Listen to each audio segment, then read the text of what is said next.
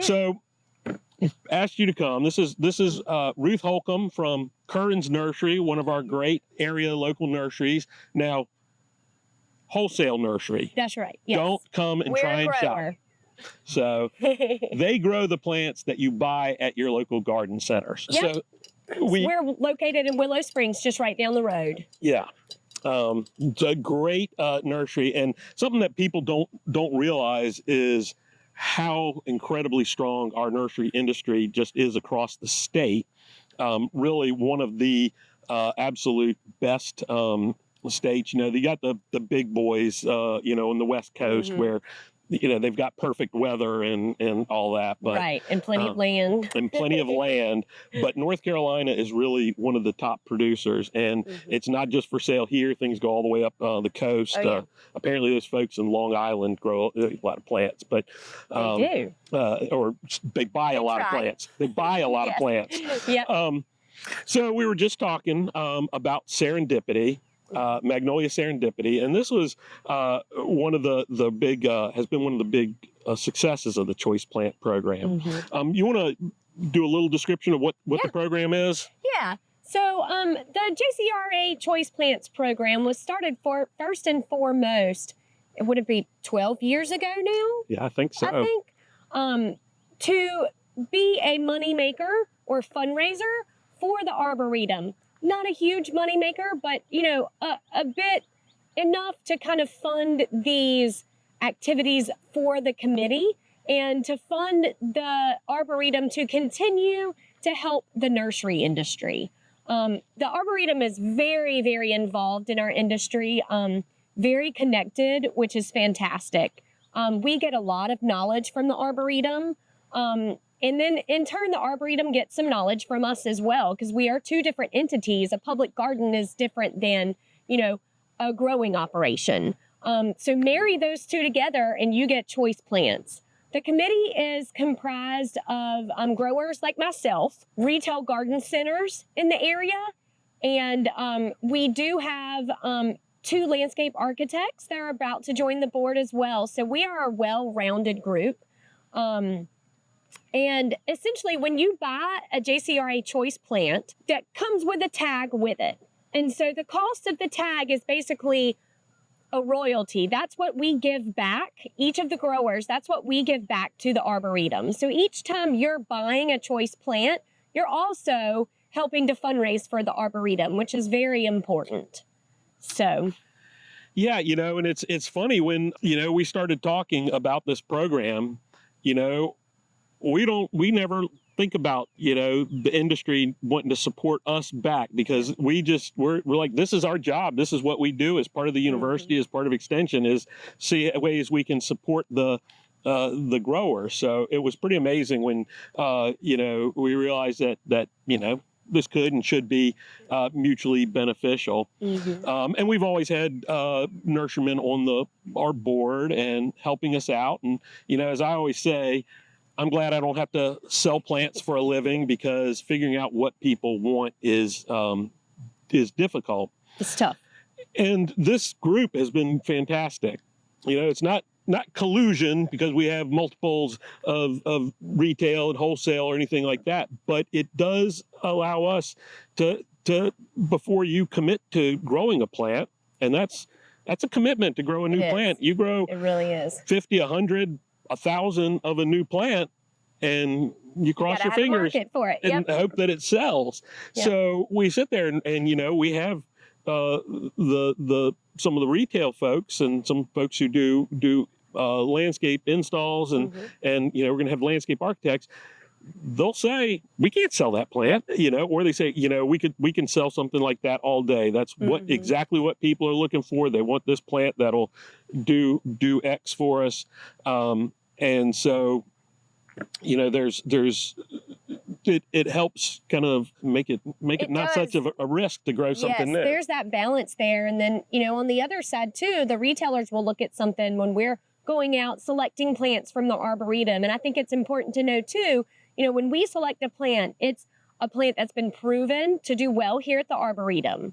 I think that's important to note, because it's going to do well in your local environment, in your local climate. So, you know, the other thing is we'll tell sometimes the retailers, well, we were looking at barberry one time, right? And some of the retailers are like, oh, look at that fall color. Oh my gosh, it's so beautiful. And then we said, guys, it is really pretty, but do you want to be reaching in there, pruning that thing? So, you know, it's a give and take too, you know? And a lot of times if we don't want to prune it and we're plant people, the public may not either, even though it's a beautiful plant. So there's that balance and that give and take that I think that really works on the Choice Plants Committee. And one of the things that I've learned since I've been here working with you, with all the nurseries and folks, is we can have an amazing landscape plant, and if you can't propagate it, or if it wants to die in a container, and some of those. and there are plants that want to die in a container, you know, they're never going to be a good garden, they may be a good garden plant, but they're never going to be able to be produced. You can't have 40% crop failure every year with a plant because people won't pay for it. That's right. So we've got behind us Serendipity, Magnolia Serendipity. I'm not going to leave this in front of us, but this is the kind of thing in all kinds of sizes, from this 3-gallon up to some of the growers are doing big 15-gallon. 15 gallons, and I think Alan down at Panther Creek Nursery is starting to work on some 25 gallons. 25 gallons, and he's growing them both multi-stemmed like this, like a tree form, and he's growing them single-stemmed, so you get this on top. So you're being able to get these plants in different ways. Now, this is a plant that I showed the nurserymen. We were walking around. I showed them our original plant. This came from a gentleman down in Alabama, Bobby Green, who's done a lot of camellia breeding and some other breeding. Used to own a nursery, but sold that. Now he's living the easy life. Yeah, exactly. And he kept telling me, no, that's not a good plant. That's not a great plant. How about this other one I sent, which I didn't want to tell him was a real dog of a plant. It just was not good.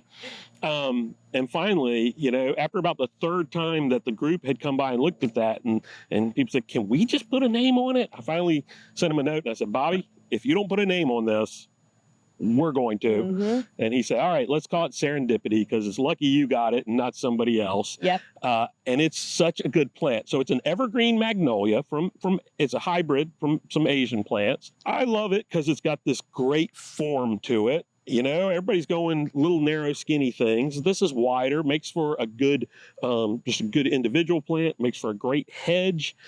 But what's really separates it from a lot of plants I like is the buds. It has buds all down the stems. I mean, just loads of them, and it opens up from inside out. So the inside buds are a little protected from cold when it's early. You know, you could still get some freezes. It tried to do it for us on Monday, but even if they get blasted, it's got more buds. And this is starting to flower now, and it just gets better and better, and it'll still be flowering at the end of April. And I know that because one of the people as part of this group usually brings some plants out to sell at our Raulston Blooms, and he can sell all of these he brings because he'll point over at this and say, that's it, and it's in flower. That's what it's going to look like. So we're talking about, you know, month and a half of bloom plus a lot of times. So really, and you see on this young one, it's still got a good amount of blooms. So you're going to get blooms even when it's young. Yeah, some plants don't start blooming quite as prolifically until they're a little bit older. But with the Serendipity, you get these buds quick. And that's really unusual for some of these magnolias. Really, I think exciting plant. I do get asked about fragrance. I have a terrible sense of smell, but it isn't as fragrant as some. I smell it. I do too. It's got that lemony. Yes. To me, it's very fragrant too. There's another lady that works for us, is very fragrant for her too, but everybody else, they're kind of like, eh. So I think you just have to have a nose. You have to have a nose, and I think it's time of day. I think late in the day, it's better than any other time of the day. Agreed. Yep. Definitely when you're out on your patio, you know, enjoying a glass of wine in the evening. Exactly. Then that's going to be fragrant. Now, this was one of the very first real successes we had. Yes. So this started for us here at the Arboretum. This is viburnum obovatum, which is a native southeastern viburnum, southeastern North American viburnum. And in the wild form, it is not a pretty plant. All plants are nice in some ways, but it's rangy and open and little flowers here and there. But I started here in 2007. And I'm sure you remember 2007, we had a 100-year drought. Yep. It was brutal. And viburnums got really hit hard in the landscape. But not this. We had several of these forms. This viburnum obovatum just sailed through it. Not a problem at all. It grows on kind of sand mounds in the southeast. And so I started looking at this a little bit closer because, hey, drought tolerant is good. And we were really thinking drought tolerant at that time. We sometimes seem to have forgotten that. Yep, that's right. But so when we started this program, this is one of the ones I brought. We had some dwarf ones, and there are several that are out there. And I think was it your nursery? Was it you who realized when we had a nice cold winter? It was my dad. Your dad. It was my dad. Yep. And we had another dwarf one, Miss Schiller's Delight. Mm-hmm. And oh, there's the tags. Yeah. So and in the nursery over the winter, the Miss Schiller's Delight didn't die, but it lost almost all of its leaves, whereas this stayed pretty well evergreen. Now, if it gets really cold out in the landscape, it can drop its leaves, but that's a survival mechanism. If it tried to stay evergreen, it would probably die. I'm going to move this so it's not directly in front of us. You guys, could you see the tags here? Yeah, so, there's the Serendipity. This is what you look for, these choice plants tags. Mm-hmm. And we're not trying to inundate the market with these. We're really deliberate about what we want to put out there. But we do have some other ones in the pipeline. But this viburnum Raulston Hardy, I think it was UNC got some and loved it, and they wanted to buy a whole bunch more. Mm-hmm. I know it's planted on the Hillsborough side of the D.H. Hill Library on NC State campus. Mm-hmm. And, with this, every time you buy a plant with one of these tags, some money comes back to the Arboretum. And it's a voluntary thing that the nurseries do to support the Arboretum. They sell a plant, we get a little bit from that. And it helps everybody all around. This Raulston Hardy viburnum, this thing is a flowering machine. Oh, yeah. It has flowers pretty much 12 months of the year. Yes. Now, it blows up in March, April. Yeah. One big March, April-ish, depending on the weather. I mean, we have, it has been mid-April sometimes if it's been a colder winter. But then another really, really big in October. But I'm telling y'all, in the nursery, there's a bloom on it at least every month out of the year. And even after October, we had some blooms on these in December and January. Mm-hmm. And they were beautiful. I mean, they're just such a good little plant. I have some in my front yard just planted on my foundation. And I have people stop when these things are in bloom, especially now. And they'll pull into my driveway and I'm like, what is happening? And I don't live in a neighborhood or anything. So it's not like, friendly neighbors, right? And they'll say, what is that plant in front of your porch? And I'll say, well, actually, you can go to your local garden center and find these. They're Raulston Hardy viburnum. And so, yeah, I mean, they're a showstopper for sure. Yeah, we always joke about people wanting green meatballs. Not people in the nursery joke about that because that's how you make a living, is on those green people meatballs. Love green meatballs. Mm-hmm. And, this is pretty much a boxwood or a Japanese holly, but with flowers that you can see. I mean, it's a great plant and it's native. Pollinators love it. Just on cue, big old bumblebee buzzed above me in this Serendipity. I was about to say the pollinators love it too. These are great plants, and it's been a real pleasure. Now, before we finish up, you're a graduate, right? From NC State. From NC State, and you've also utilized the Arboretum in a different way. Yes. So my kids are very active in the children's program here at the JCRA. They love it.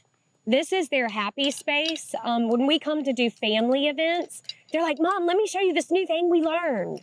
Or let me show you this plant that's in bloom. And I'm like, okay, awesome. And for me, I grew up coming to the Arboretum. My dad would help Dr. Raulston do some of the plantings back in the 80s and the 90s. And so it was a happy space for me. And so it was a really good thing, I think, that the children's programming is here. And not only like when I came, I just stood on the side and dug in the dirt and kind of hung out while Dad was helping everybody. They actually, get to learn some really, really cool things here.